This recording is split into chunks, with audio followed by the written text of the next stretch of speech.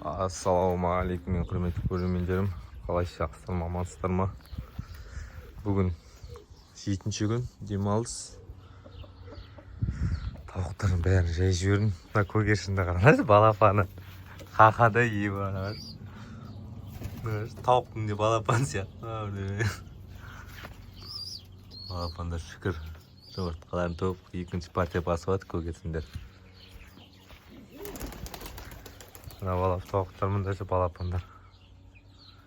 Так, айтпақшы достар, мынаның ішінден екеуі әтеш, екеуі тауық, соны айтып жіберіңіздер.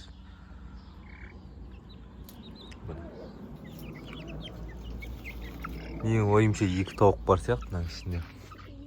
Так, сосын мында балапандарымыз бар, міне. Что там? Жұмыртқа тумаған, бәрі бір қалыпты.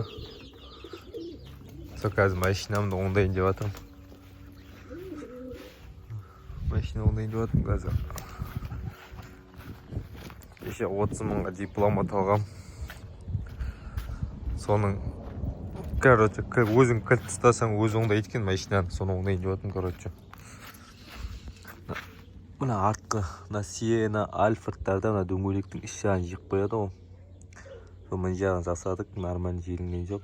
Енді мына жағын жасайын деп отырмын қазір өзім. Жасап алайын деп отырмын, ала берсе қазір. Шайып салайын деп отырмын жағынан. Дөңгелегімді жиып тастады, новый дөңгелек салып едім қыста. Жиып қойды. Осы бұйыртса Атеш ауысады. Кеше видеода айтқан болатын. Тиктокқа салатын видеода айтқан болатын. Бүгін Атешті қараймын қазір, мүмкін алып бөлуді мүмкінмін. Машинам жақсы жүріп жатса. Все, давайте, достар.